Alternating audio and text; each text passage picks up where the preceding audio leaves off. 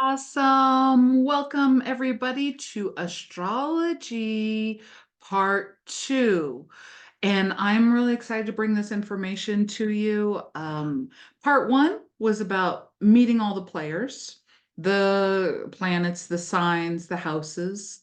And in this part 2, we're really going to be talking about how they communicate with each other and what stories they tell. And so I kind of created this in a really interesting way that I'm happy to share with you. I believe that it's a digestible way. All right, so astrology, this is astrology with Granddaughter Crow. Understand the stories they tell. Think in terms of relationships and communication. So when you look at a chart, we went through last week, it was our last time, we went through, oh, when you look at a chart, you look at the planet. Oh, in where you shine the brightest is in the sun sign of Libra, and it comes out in the eighth house of deep knowledge and life, death, rebirth, that kind of a thing. Or, oh, you have the sun sign of Capricorn where you shine the brightest. So, and we were kind of doing that. So we were reading the what I'll call the first dimension of this dynamic relationship. And now we're going to see how they all kind of talk together. So we're going to expand our minds. I'm glad I'm recording this because it's a lot. So again, part 1, we met the players. We did the signs and we said that the signs are like personality, the influence, like they influence the way that we do things, the way that we approach things. The signs influence how we see the world, how we approach the world, all of that. They're kind of like personalities. And I said that the planets are like the archetype, the archetype of, oh, the planet is the sun, it's the one that shines the brightest. Oh, the planet is Mars, it is the god of war, those types of things. And then the houses are the scene or the aspects of life. Let's take it deeper. In part 2, the story, we are going to actually flip it up just a little bit, same thoughts, but now in part 2, I want you to think of signs as individual persons, planets as an um and now I just I need to get my bearings, as ancestral line, and houses as the place of origin. So what do I mean by this? I mean, my sign is Granddaughter Crow, for example. My ancestral line is Navajo, and my place of origin is New Mexico. That's where my people come from. And so when you start understanding it that way, and we're kind of going to get into, so if my sign is Cancer, if my moon sign is Cancer in the fourth house, it's all aligned. Let me kind of just go through the slides because it's hard to explain without the pictures. Think signs are individuals, planets are their ancestral line, and houses are their place of origin. And this will make sense in a minute. So everyone is at home here. These signs, these individuals, Aries, Taurus, Gemini, Cancer, Leo, Virgo, Libra, Scorpio, Sagittarius, Capricorn, Aquarius, and Pisces, these are people now. These are individuals, just like me and you. This is their ancestral line. Mars, Venus, Mercury, Moon, Sun, Venus, Mercury, Venus, Pluto, Jupiter. Some of them overlap. But if you think like, oh, their ancestral line are warriors. Oh, their ancestral line are lovers. Oh, their ancestral line is communicators. And so on and so forth. Oh, their ancestral line of the Cancer is that moon and that heart sensitivity. And the Leo's ancestral line is the sun. If you think in terms of that, Virgo's ancestral line is Venus and Mercury, so beauty and communication. Again, Libra, its ancestral line is this loving communication and people, relationships. Scorpio's ancestral line is out of Pluto, that depth, that I will go into the darkness and find the light type of energy. Jupiter's ancestral line is Jupiter. So our Sagittarius ancestral line is Jupiter, which means that their ancestral line of Sagittarius is expansion. Capricorn's ancestral line is Saturn, which is old father time, responsibility, and work. Aquarius's ancestral line is Uranus, which is all about forward thinking, humanitarianism. So Aquarius comes from this humanitarian ancestral line, and Pisces comes from Neptune, watery, elusive kind of thing. And they all are at home. They were born, Aries Mars was born, their place of origin is the first house, the house of self. Venus, it's just kind of like if I were to say, hi, this is my friend Aries. They come from a long line of warriors, and they are here, and I'll say the first house, AKA they were born in Greece. Okay, let's just go with me here. Taurus, hi, this is my friend Taurus. Taurus was comes from a long line of lovers, and they belong in the house of stuff, or Germany. So the place of origin, and the reason why I'm putting these on, and you could think of any place of origin, is to help you understand. Hi, this is my friend Libra. Libra comes from a long line of love and communication, and their ancestral line is Paris, comes from Paris. Their origin comes from Paris. So this one is what we need to memorize and get good grounded on. And we went over this in the first class, and I believe I gave you this as a handout. So another way to look at this is memorize this one, commit it to memory. Everybody's at home here. This is the same information, except for this information is actually in the chart. So maybe you digest it better here. Hi, this is my friend Aries. They come from a long line of warriors, and they're at home in this part of the universe. Oh, meet my friend Scorpio. Here's my friend Scorpio. And Scorpio comes from a long line of, deep methodic thinkers, maybe even psychologists. And they come from the aspect of the universe. They're at home, their origin is to think about life, death, and rebirth. And so it is with house 8. Get used to these.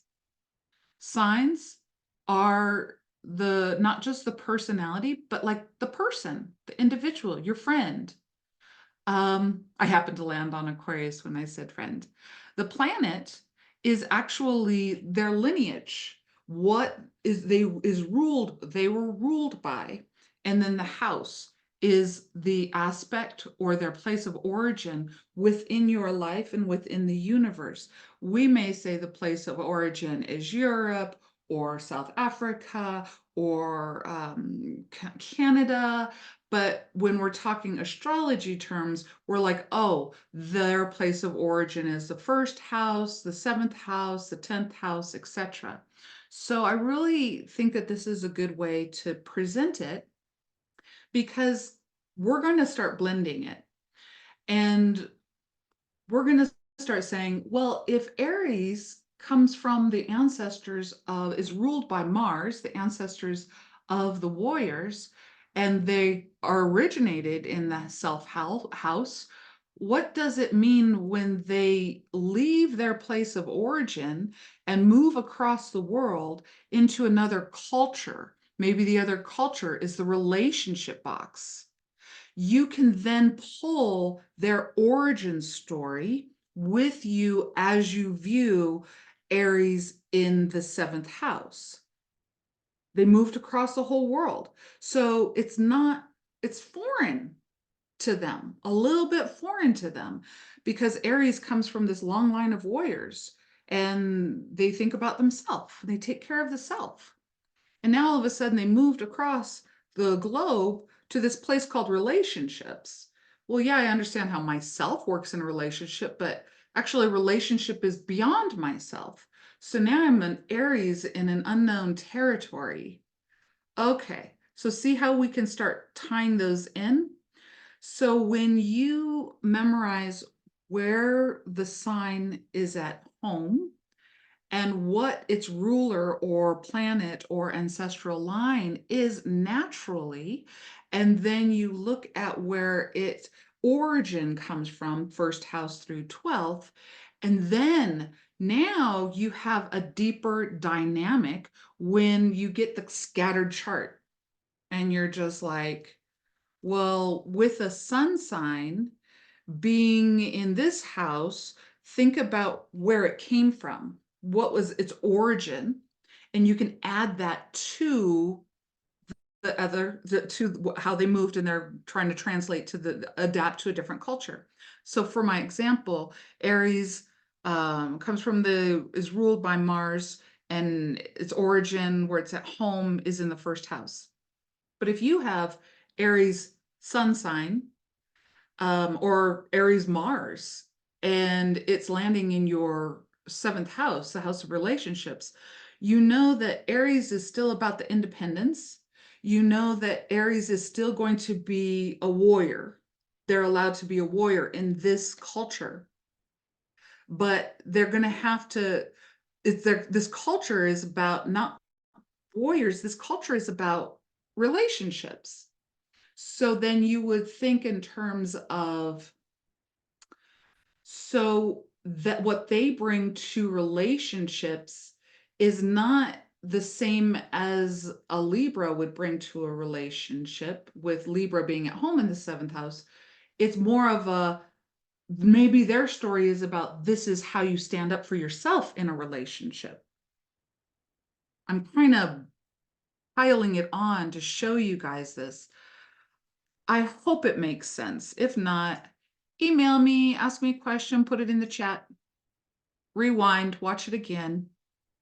So let me just show that. And so we'll all be talking a little bit more about that again as we go through this. So this is really good to commit these to memory, because it gives you more of an understanding when you're looking at a chart and you're seeing them all scattered around.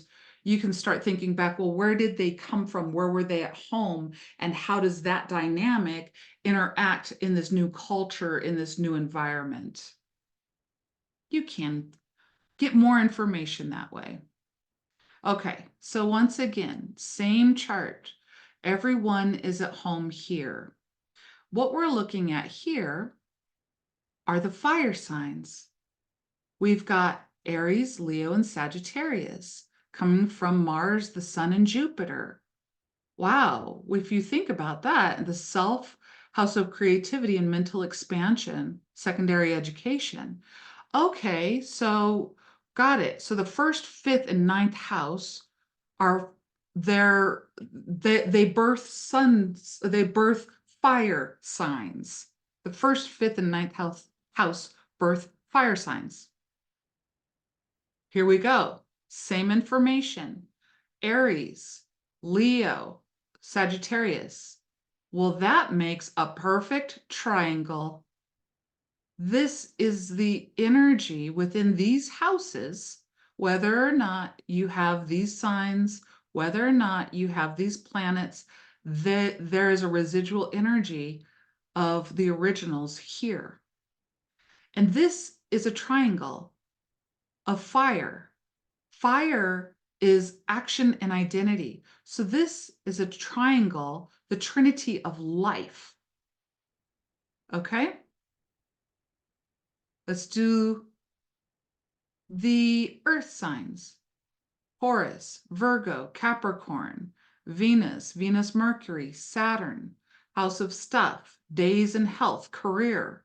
Wow, that sounds really grounded. Yeah, they're earth signs and their houses, they come from earthy places. Let's look at that from this perspective. It's about material. This is the trinity of wealth. If you have something, a planet in Taurus, another one in Virgo, and another one in Capricorn, you have trine, birthed in the house of stuff, health, and career. This is the trinity of wealth. Earth, trinity. Earth, triangle. Let's do the same thing with air. In the air, we have Gemini, Mercury, got it, primal education, Libra, Venus, relationships, Aquarius, Uranus, friendship. This third, seventh, and 11th house, what does that look like? Well, holy cow, we've got another triangle. We've got another triangle. These are at home here, and they make a perfect triangle. And in these houses, these are the houses, these three houses, whatever, let's just say that you have a planet in each of these houses, you have a triangle there that is like, oh, a triangle of trinity of relationships, intellect and social behavior, air signs, the air triangle. Hey, Cancer, Scorpio, and Pisces, 4th, 8th, and 12th house, Moon, Pluto, and Neptune, home, life, death, and rebirth, and the God box. Let's see what that looks like. Soul and emotions. This is the psychic trinity. Once again, water, water, water, perfect triangle. When you really sit there with this information, you realize that triangles make sense because triangles are in the same sign. They're in the same, not the same sign, sorry, the same element. So in this class, and I'll be reviewing this again because you got to kind of, I think I might have started the engine and tore out of the driveway really quickly. Think relationships. Think about the sign was born with from an ancestor of this energy, and it understands its own culture. And we just looked at all 12 signs and their ancestral planetary ruler and where they're at home, where they feel like a place of origin. So in that, when you look at your chart, do you have a planet and or a sign in its place of origin? And if you do, that increases the power. That increases the power. So for example, if you are a person who has the rising sign of Aries, then, and it always goes in this pattern, then your actual signs are at home. You never moved out from your original place. You're at home, you're comfortable in the culture, in the way that you are there. And that is a really cool thing. It gives you a stronger dynamic because it is it's original. It's the same, you know, it's the same energy. It's in an alignment.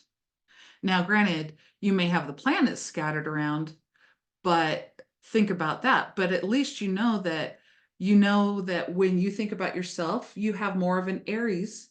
Yes, I'm here to take care of myself. When you think about Taurus, yes, I am here to, you know, get my stuff and make it pretty. All of that, it belongs. So then we have the planets. So that is one aspect. Another aspect is if you have a planet in the sign that it's at home in, that strengthens the identity. So if your sun is in Leo and your Venus is in Libra and your Pluto is in Scorpio and your Aries is in Mars and your moon is in Cancer. I've never actually seen a chart like that, but maybe one of the gurus has it. But if you have a planet that's landing in the sign that it's ruled by, up the energy, just bonus the energy, say that it's a stronger energy, and so on and so forth. So I hope that I know I'm flying high, but I hope that this is making sense. So when you're reading a chart, not only are we doing what we did last time, oh, you have this planet in this sign in this house and understanding that. Now we're adding another dynamic. Double check to see if it is at home. If it is at home. If your planet lands in the place that it is at home in, the energy of that planet increases and the aspect of that person's personality increases in that place. It's big. Also, we realize, oh, if we have planets that make a triangle, that means that they're all in the same element. Maybe that element is the here, maybe that element is fire, which is that life force. Maybe that element is earth, which is that material wealth. Maybe that element is Libra or air. I'm sorry, if the element is air and it makes this perfect triangle, and that's the element of intellect. Maybe that they have 3 planets in these signs. That gives in the water, that gives a dynamic of being like very attuned to psychic abilities, these types of things. So that this relationship is called an aspect. In this class, we will be reviewing the 5 major aspects. Aspects meaning when a planet has a certain type of relationship with another planet. If they have a trine, that means that the planets are in the same elemental sign, which means they understand each other, right? We'll be going through the 5 major aspects in part 2, as well as the degrees when we get into the degrees. Each sign has 30 degrees, each house has 30 degrees. So those are the things that we're going to be looking at, but we're thinking relationship. We're thinking relationship. This is one of those classes that I'll say it again in a different way, and I'll say it again in a different way. And maybe one of those ways, after a while, something will click and you'll go, I understand what she's saying. So once again, the relationship between these fire signs are dynamic. The relationship between earth signs are dynamic, Gemini's dynamic, or not Gemini, air signs are dynamic, and water signs are dynamic because they all have a certain connectivity, even though they come from different countries, right? Or different houses. And so that's one thing to think about are these trines. The second thing to think about, or the first thing to think about is something at home? Is it the place of origin? Is something at home? Is Taurus and Venus? That's going to increase it. Is your Gemini and Mercury? That's going to increase that dynamic.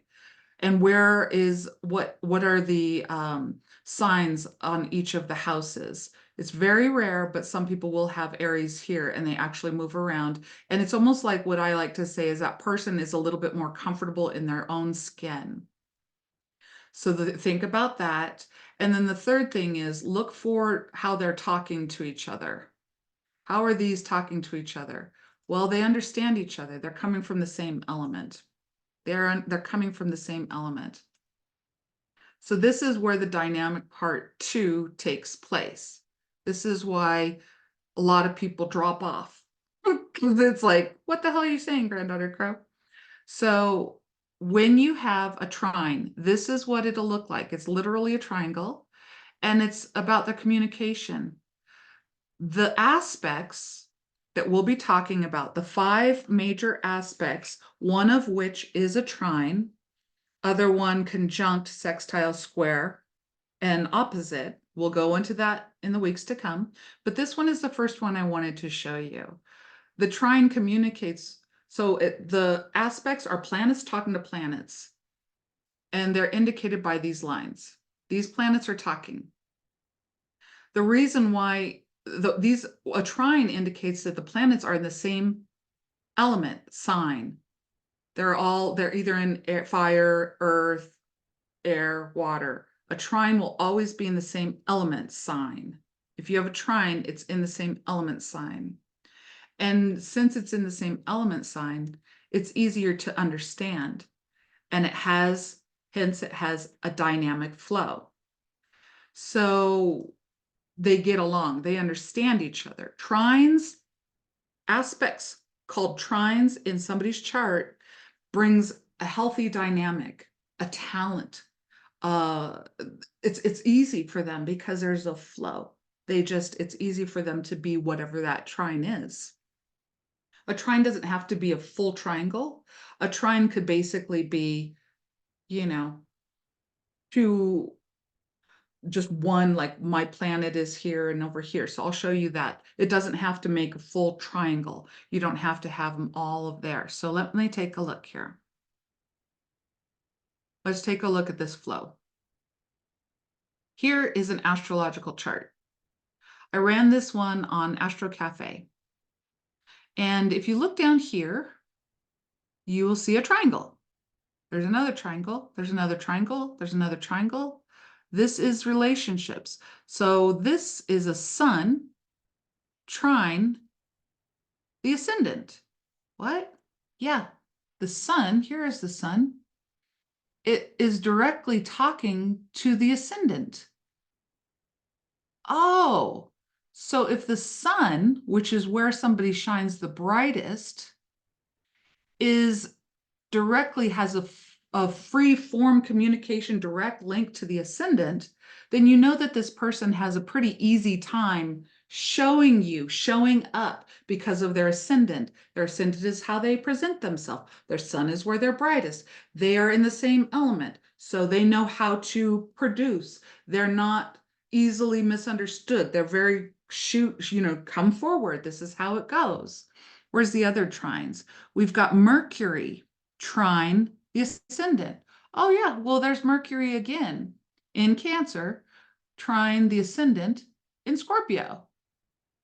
Oh wow. So this person is pretty clear how they communicate. They're aware of how their communication is coming across to their persona, their self. They know what they're looking like. They're aware of that because those two are in direct communication. They're trine. But then you have to take into consideration that the way that they're communicating is from a Cancerian position, and how it's coming through is a Scorpio. So this is where the dynamics of you need to understand the elements that I taught you in part 1 and start creating your interpretation based on this formula so far. First you go, where is the planet? The planet is where the sun shine. That's where they shine the brightest. And it is in the sign of whatever, Capricorn. And it is in the 5th house, the house of creativity. So first you would say to them, oh, you shine the brightest as a Capricorn, as a very grounded, earthy, let's get some projects done. When it comes to creativity, you're actually very grounded. And then you roll that whole scenario. And the second thing you look at is the sun at home in the 5th house. Well, by God, it is. The sun is at home in the 5th house, and I just have this memorized. The sun is at home in the 5th house. Now, although it's at home in Leo, now it's at home, the sun is at home, so that brightness is beautiful, but it's expressed in a Capricornian way. So basically, Capricorn traveled out from the midheaven where it's at home, here, and then it moved all the way over here to this culture of creativity. So now you're going to find a dynamic where this person is wonderful at creativity. However, they might not be crazy creative. They might be very foundational process oriented creative because it's Capricorn energy. So first thing, look at their sign, find their planet, then find the sign, then find what house. We learned that last time. Now, is it at home? Is that planet at home? Is the planet at home? And that's where you can check your reference. The sun is at home in the fifth house. The moon is at home in the fourth house. Mars is at home in the first house. Begin to commit those to memory and then go, okay, so if you find a planet that's at home, that exaggerates the energy. And then a side note, if you have Aries on the ascendant, then that's also a dynamic that life kind of makes it's easier for them. It's less difficult because, the Greek stayed in Greece and the native stayed in New Mexico and the Australians stayed in Aussie, so they don't have a lot to worry about having a cultural change. But that's very rare. I know we have one of those in our class though. So kudos to you. And so then you look at where is it at home? And then after, if a planet is at home, it exaggerates the energy. After that, you go, okay, so now my next step is to see if there's any trines. See if one of the planets is in the same elemental sign as another one of the planets, because that is a direct connection. There is an energetic flow from, like, with that chart, that actually was my chart. My sun and my Mercury straight shot through my mouth. There's not a bump there.